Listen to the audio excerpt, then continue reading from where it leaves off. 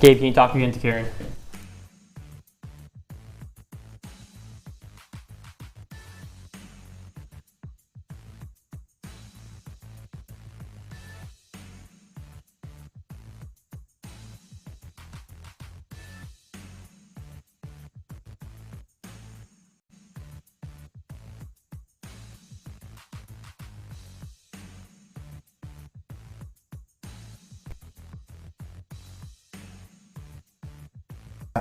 We're starting.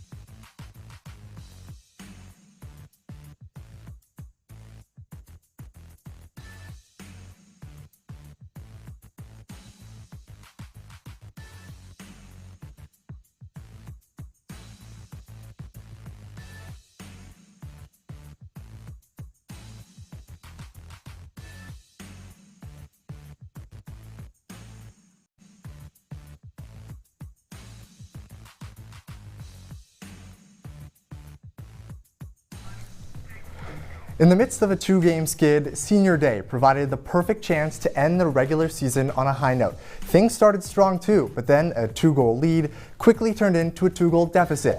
Turnovers and failed clears made it an uphill battle, yet with less than 2.5 minutes to play, a flip switched. 4 straight scores made this one a thriller. In the end though, Syracuse couldn't get it done. 11th ranked SU fell to 8th ranked North Carolina 14-12 inside the Dome. It's a devastating loss for the Orange, who now gear up for the ACC tournament. If you want to see how it all went down, stick with us because Orange Press Pass starts right now.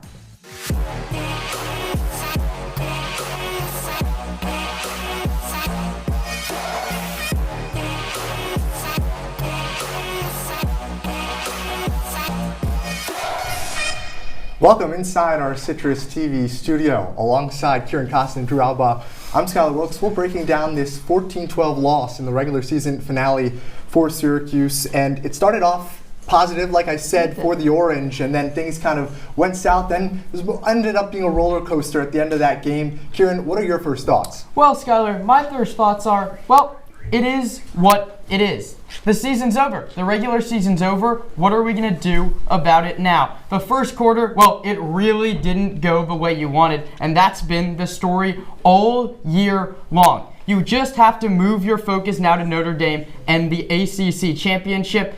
It happened, you lost, you missed out on the 1 seed, but what are you going to do about it now? You just have to turn your sights on to the next game, Drew. I like that, Kiran. I'm going to go with lackadaisical lacrosse, and it's not just because I like alliteration, it's because it's true. Syracuse 10 for 17 on the clears today. It was about to be the first time in almost a decade they had single-digit clears in the last couple minutes there, and it ended up not having that. Shout out Skyler, our host, for that stat over there. 15 turnovers, 9 for 25 from the faceoff. When you kind of accumulate all those 3 stats together, lackadaisical lacrosse is why Syracuse lost this game. Drew, you threw a lot of numbers out there, but how about we throw some even more? The shot differential, 59-40 in favor of the Tar Heels, made it really hard for this Syracuse defense all game long. John O'Dearna can't be happy. Drew, what went wrong there? I mean, first off, you put more shots on net, you're going to score more goals. And that was the thing that happened primarily today for Syracuse and North Carolina. North Carolina had 59 shots to SU's 40. That doesn't sound so bad until what you look at out of the gate what happened. North Carolina, 22 shots, SU with just 10 after the first quarter. You keep pelting shots at Jimmy McCool. He stood the test for a little bit, but eventually something's going to give, and the water seeped through the cracks, and North Carolina came out on top because of it. Yeah, and you talked about that first quarter. Syracuse defense was all sorts of discombobulated. You go man to zone, back to man. They had no answers to stop UNC. 22 shots in the first quarter. That is a ridiculous ask of Jimmy McCool to try and stop that. And I think you said it best. If you keep on peppering the goal, they're bound to get in. Dominic Petromala, 20 shots, Skyler. He put 20 by himself. I mean, he could have won the game by himself pretty much. It's almost like he did there. Pretty ridiculous numbers from Dominic Petromala. Those weren't the only numbers, though, that stood out. At the face-off X, John Mullen had a really rough showing. The clears overall for Syracuse, a season low in that category. Kiran, just uncharacteristic mistakes by the Orange. Yeah, and it really comes down to possessions, and when you're losing face-offs, it's really hard to stay in the game, and the numbers honestly look a little better because of that fourth quarter. I mean, Mullen won 5 face-offs in quarter number 4 during that little magical SU run. We thought for a second they were going to come all the way back, but they didn't. I mean, UNC won the first 5 face-offs of the game. Mullen didn't win a face-off until the second quarter. They're putting themselves in such a bad spot to start the game. I mean, when you're losing all these possession battles, it's so hard to try and come back. Yeah, started the game 3 for 11 after the first half. And this is John Mullen, who's really been an anchor for this Syracuse team. Kind of like your mom's spaghetti without the sauce. It just doesn't work. Syracuse needs John Mullen to create possessions, to score opportunities, and in the first half it didn't happen. Now, I do want to say, you got to credit Mullen. Finishes 11 for 26. In the second half, it was a lot more equal, and it wasn't just the faceoffs either, though. That really stood out to me. It was also the clear unit once again. There just wasn't enough possessions for Syracuse to win this game, and they tried their best at the end there. Yeah, it seemed like they might have had that last surge, a lot of negatives, but there was really one positive, I guess you could say, and that was in net with Jimmy McCool. Finished with 16 saves, 8 of them in that first quarter. Drew, he was spectacular all game long. Especially in the first half. Skyler, 12 saves, finished with 16 saves. So second half a little bit more dicey, but still, Jimmy McCool single-handedly kept Syracuse in this ball game. SU goes into the break down by just a couple of goals, and it's because of Jimmy McCool. This one could have been over after a half of an hour. Instead, Jimmy McCool locks in. He's just 2 saves short of tying his career high. Jimmy McCool played excellent today, especially in that first 30. Yeah, McCool was standing on his head in quarter number 1. I mean, we talked about 22 shots getting ripped towards him in that first quarter. Fatigue's bound to play a factor in the second half. You mentioned it. He wasn't great in the second half, but I mean, shot after shot after shot coming at him. Great first half, especially from Jimmy McCool. For sure. If Syracuse had won this game, it would be a no-brainer to give Jimmy McCool player of the game. But the Orange lost, which means that it's an obvious choice to give it to a name that Syracuse fans may recognize, Dominic Petramala. His father, Dave, was a defensive coordinator under Gary Gait just a few years ago, and Petramala went off. 6 goals. That tied a career high. Then you had an assist. That was 7 points for Petramala. That tied his career high. And 20 shots, like Kiran mentioned, an absolute dominant performance. And Petramala, he had 3 goals in that 4-goal stretch in the second quarter where the Tar Heels kind of got away from the Orange there. Without Petramala, Owen Duffy's kind of the bigger name on this offensive attack, but Petramala wearing number 77, he was the better number 77 in the building tonight. Totally outperforming Owen Hiltz and a driving force behind this victory for the Tar Heels, 14-12 again the final. But we're about to show you how it all went down when we come back on Orange Press Pass, so make sure to stay with us. We also got a special guest in the Dome. You won't want to miss it.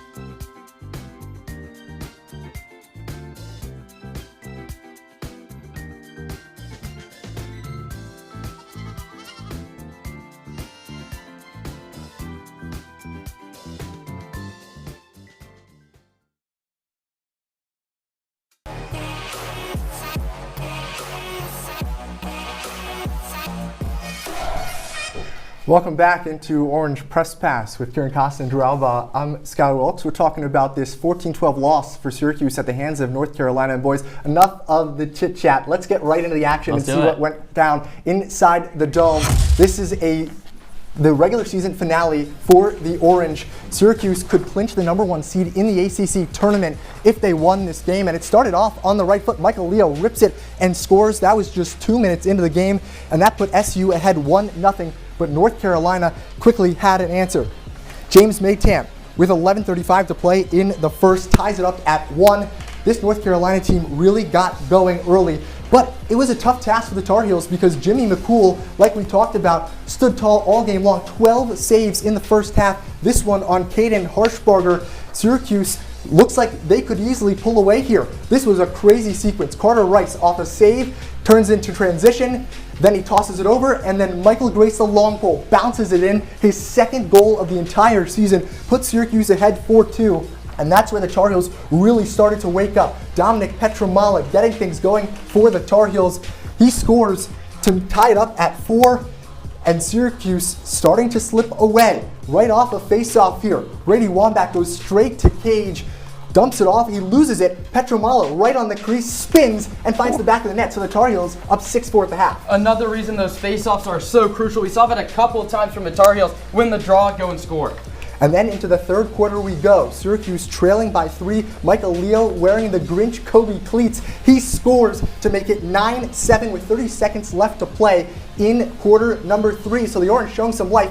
And then this is a wild sequence. A penalty called on Chuck Kaczynski. You see, he falls there, loses his stick. North Carolina picks up the ball. They call it a penalty on the Orange. Drew, I couldn't believe what I was seeing here. You want to pick out one moment to why Syracuse lost the game? You can look at those two plays right there. Syracuse up in arms, and for good reason.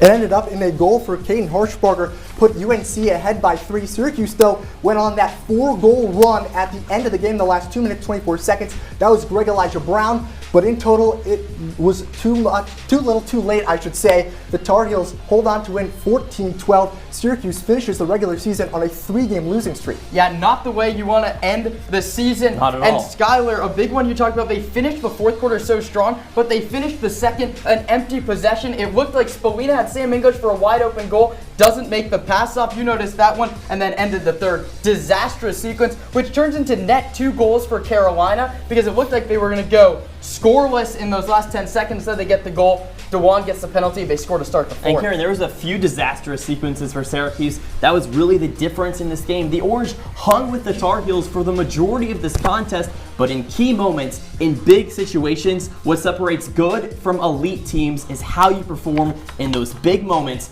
and North Carolina did that substantially better than Syracuse today.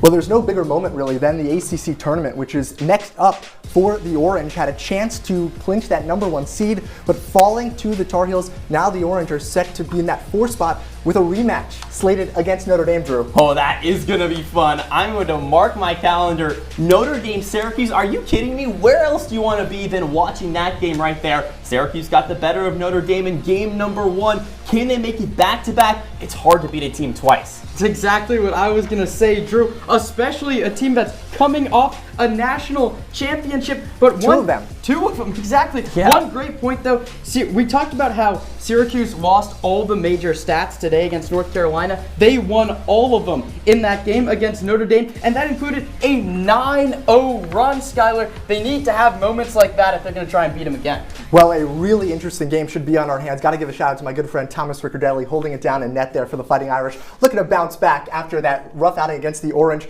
But we still have a lot more show to go, a lot more lacrosse to talk about. So make sure you stay with us here after the break on Orange Press Pass.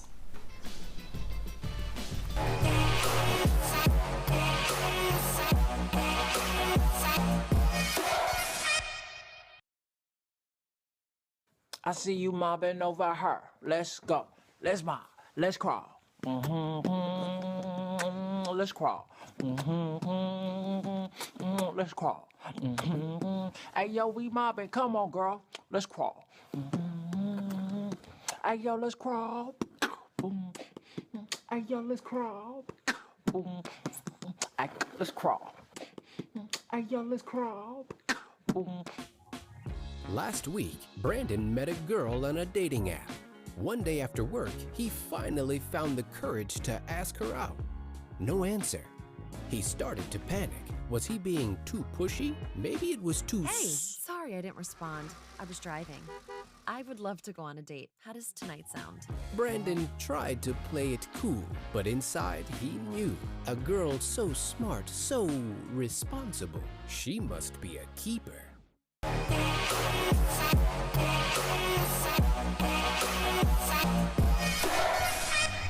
Orange Press Pass rolls on with Kiran, Costa, and Drew Albaugh. I'm Skyler, Wilkes. We talked a lot about lacrosse for the first two parts of this show, but I want to talk about some football. The NFL draft just concluded today, and 4 members of the Syracuse football team heard their names called, starting off in the 5th round. All the way in the 5th, Wow. They had to wait for Rondé Gadsden to hear his name to the Chargers. You got Kyle McCord staying close to home with the Eagles, and then in that 7th round, LaQuinn Allen to the Jaguars and Fadil Diggs to the Saints. Gotta love the Orange having that success at the next level. Syracuse fans did have to wait a while to hear that first name called, but then you do get a little bit of a run on Syracuse players. In day 4, you gotta be happy for Gadsden. He goes and plays for Harbaugh. That's a great system they set him up in. And Kyle McCord, you know the Eagles love drafting quarterbacks just about every year. It's gonna be fun to see how he plays behind Jalen Hurts. Yeah, Kyle McCord's coming in a great system. Obviously, the Eagles just won a Super Bowl. Fly, Eagles, fly for Kyle McCord and company. You walk around Syracuse University, there might be more Eagles fans than Giants or Jets fans. So, hey, I don't know. They have their, I don't know, Skyler, it's definitely close. But, you know, all 4 guys, they do get drafted on day 3. But it was tight. I didn't know for a second there. It was pretty crazy that a team that went 10-3, beat the number 6 team in the country, had 4 picks, and they were all on day 3. That was pretty impressive stuff there. Orange run. Still a good year 1 for Fran Brown. Maybe you want someone on day 2, but I mean, he's going to take 4 draft picks anyway. Yeah, not too shabby. Moving on to the ACC standings, we just took a look at it. Syracuse sitting now in that 3rd place spot. When you look at Virginia, though, you have to say that the Cavaliers, a fall from grace there at that 0-4 spot in the conference. The Orange, though, a lot to look forward to ahead of the ACC tournament. Yeah, I almost thought we were going to go football there for a second. I'm glad we transitioned back to lacrosse. It is a lacrosse show. Yeah, you're right. This is going to be an interesting test. Syracuse, was moving forward for them. After 3 losses, it's going to be interesting. Yeah, big ACC championship games coming up, but I mean, if you look back on the season for Syracuse, there's just the ones you're kicking yourself.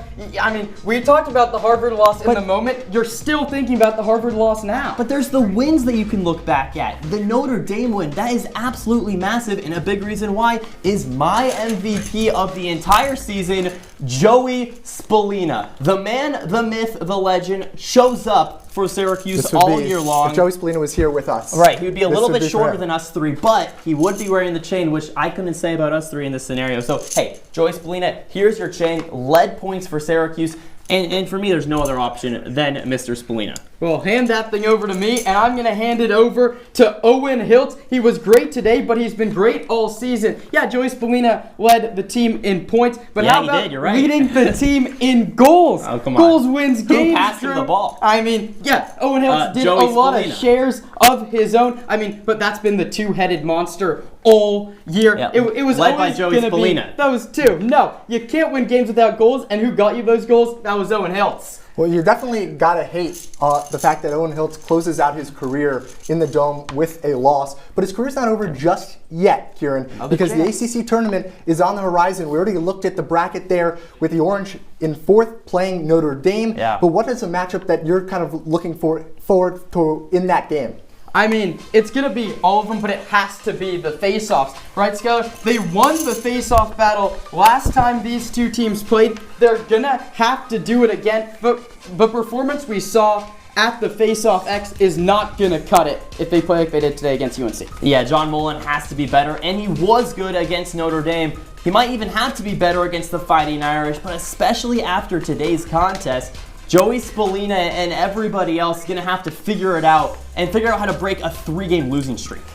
And even when you play another team, they beat Notre Dame, they still got to get through either Duke or North Carolina, who both they already lost to. Yeah, right. Lots of work to do. And I mean, they say ACC, it's the class of lacrosse. It proved that this year. Yeah, it definitely is a highlight, a hotbed of lacrosse. Speaking of hotbeds of lacrosse, we've got our Long Island native, John Boccio, joining us live in the Dome. John, great to see you.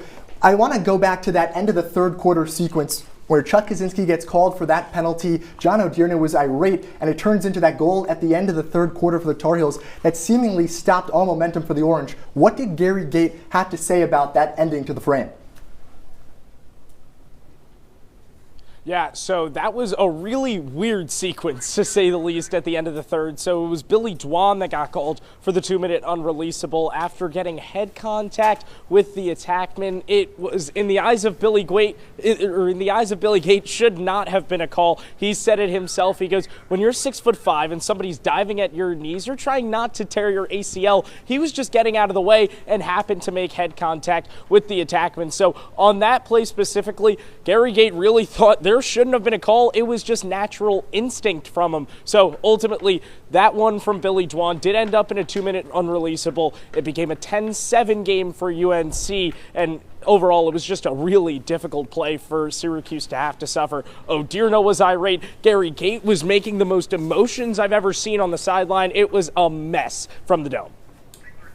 John looking snazzy as ever out there in the Dome. That was a big moment, but I have two other big moments for you, and it's the runs that UNC went on offensively. They had a big run in the second and a big run in the fourth. When Syracuse defense gives up one goal, how do they stop the bleeding there? So the way that you stop the bleeding is normally by winning the faceoff back so that you can just get possession of the ball. Today, Syracuse couldn't do that. Johnny Mullen was mute in the first quarter, went 0 for 5 from the faceoff X in the first, and then for the rest of the game had settled in. Gary Gates said that really he had just taken a chill pill in some words, but ultimately Johnny Mullen couldn't win faceoffs, and when you don't have possession, it's difficult to stop these runs from happening. And even past winning the faceoffs, Syracuse had far more turnovers than UNC today, which really nipped them right in behind. Well, John, you talk about John Mullen having a chill pill. Us three had no chill pill towards the end of the game there. Syracuse scored 4 goals in the last 2 minutes, almost scored 5. What happened? Well, in the words of Gary Gate, once again, they played free and made the right choices, right? So this is something that cannot go unsaid from what just happened in that Gary Gate press conference. He said, I asked all of my players after the game to look in the mirror and say, what can I do to be the betterment for this team? And, well, what Gary Gate was saying towards the end about that little 2.5-minute stretch was the players were making the right plays and bettering themselves. There's a reason that he asked them to do things like that, and it's because he wants what's best for not only the individuals, but for this entire team. And when they are making the right plays, that's when this team is at its best. And you saw it in the last 2.5 minutes. They were making the right decisions, making good passes and playing freely, and it ended up in quite a lot of goals from the Orange. So they did make it close at the end, and it sparked a whole lot of momentum for SU, but ultimately the goalmouth violation on Finn Thompson was really the momentum killer, gave UNC the ball back, and, well, we know what happened from there. SU is downed by 2. It was overall just a really tough stretch to end it there, but the last 2.5 minutes that we saw from the Orange were some of the best lacrosse that we've seen them play all season long. So there's ups and downs to it, but that stretch specifically was really just Syracuse making the right passes, and things were just going their way. John, thanks so much for your input. You've done a great job covering this team all season long. You know, speaking of finishing games and quarters strong, we're about to wrap up our show here on Orange Press Pass, but we're not done quite yet, so stay tuned for Kiran and Drew to give their final thoughts on the season.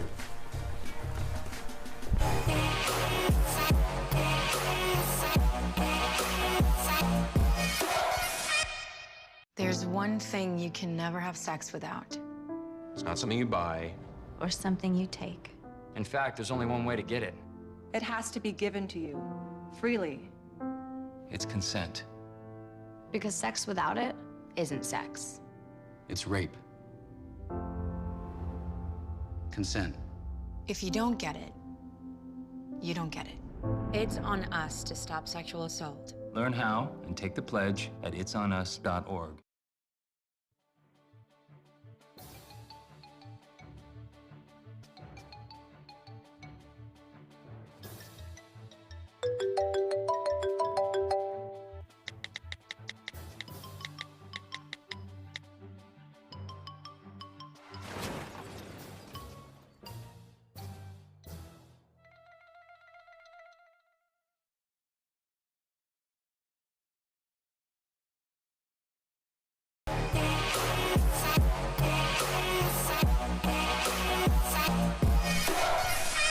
Closing up shop on Orange Press Pass. He's Kiran Costa. He's Drew Albaugh, and I'm Yes, I Skyler am. Wilkes. It's time to talk.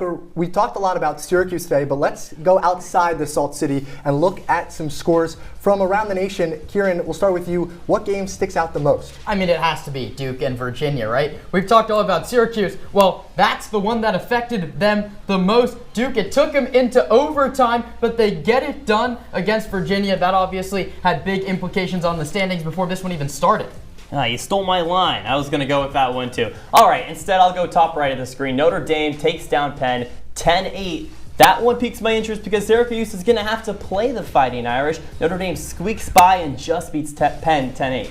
Yeah, that was probably a little bit closer than the Fighting Irish would have liked there, Drew, and you already got ahead of it. Looking at this game, the Orange and the Fighting Irish, we won't have an Orange Press Pass to talk about it, but still a game that is worth watching. Yeah, look how close all of those stats are. I mean, goals per game, almost identical. Shots per game, right there as well. Face-off, Syracuse with a slight edge, but Notre Dame right behind them. By all accounts, this one is going to be one for the ages. Yeah, Drew, we gave out our MVPs in the last segment. It's going to have to be those two guys that step up in a big way for the Orange come ACC championship time. Well, Drew and Kiran have already given a lot of their thoughts, but they're not done just yet. It's time to finish off the show with the sound off.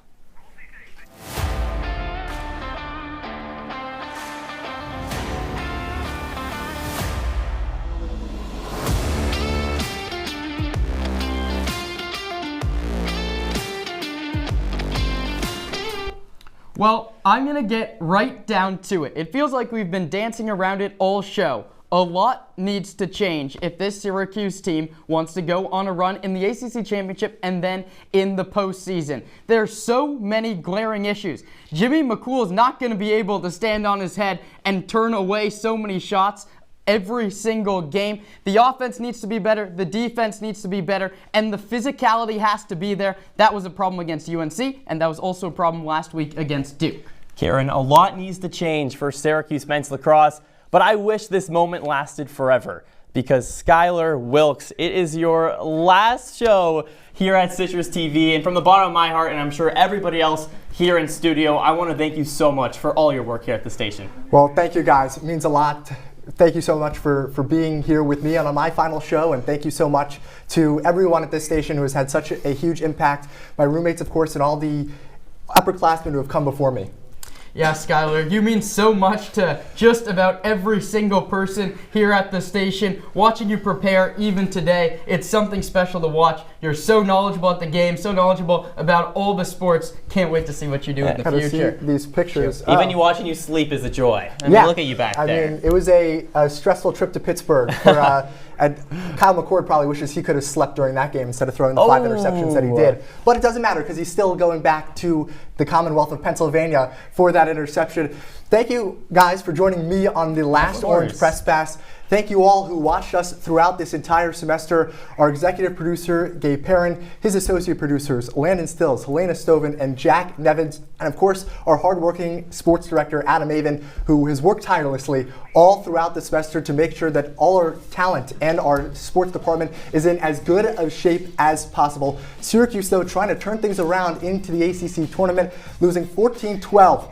to North Carolina with Kiran Costa and Drew Albaugh. Skyler Wilkes for the final time saying so long and thanks so much for tuning in.